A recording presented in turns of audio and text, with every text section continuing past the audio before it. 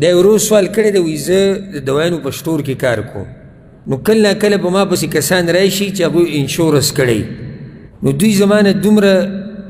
دوایانې والي هغه پرچه کې لیکلي چې ما ته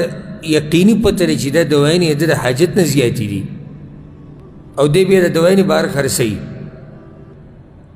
نو په ما باندې څه ګناه شتي او که نه زه چې دا دوایانې دله ورکوم الجواب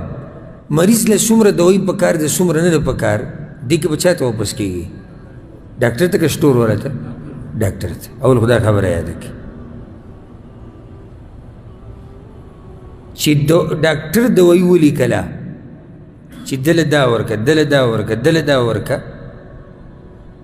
د سټور والا کار صرف دا دی چې دغه دوایي ورکړي اگر کله ده به ګمان کې دا راځي چې دی دا بهر خرڅوي در د حاجت نه زیاتې دي دی په دې نه ګناهګارېږي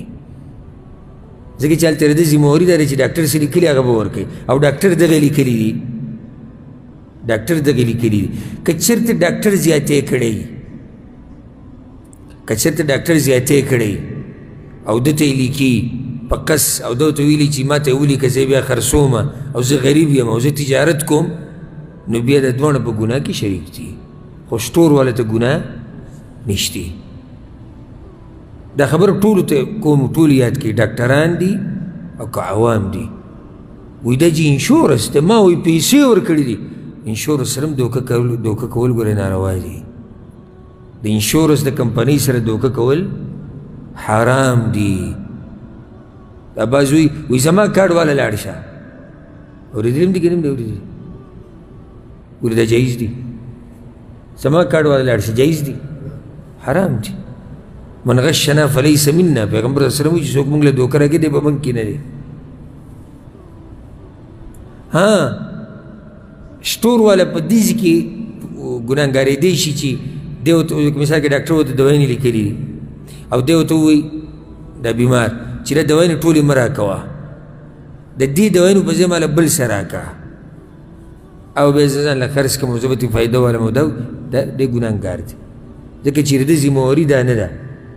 د ذمهواري صرف دغه و چې ده دغه څه ورکړی و چې څه لیکلی شوي دي بس د هغې نه اخوا نور څه به نه ورکوي او کوم خلک چې دا دوایانې الي او بیا یې خرڅوي کوم خلک چې دا دوایانې الي او بیا یې خرڅوي نو دا دوه قسمه دي یو سړی دی هغه ته د دوایي ضرورت دی او ډاکټر هغه ته دوایي ولیکله او د ده ورته ضرورت دی ده چې دا دوایي واغسته نو د ده په ملکیت کې راله که رانله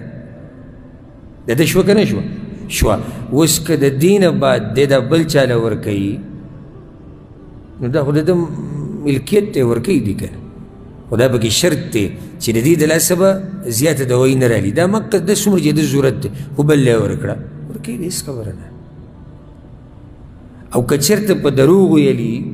په دوکو دړکو د دوایانې ډېرې راځي او بیا یې خرڅوي نو بیا دی حرام کار کوي ناروا کار کوي او غلا کوي دا مال مغصوب دی دا مال مسروق دی او د باندې لازم دی چې دا مال واپس کی تامین کمپنۍ ته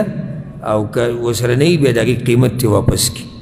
حدیث کې راځي امام احمد راوړی دی علی الید ما اخذت حتی تؤدي چې څه دې واخیستو په غلا سره په غصب سره په هرې ناروا طریقې سره هغه بیا واپس ورکړي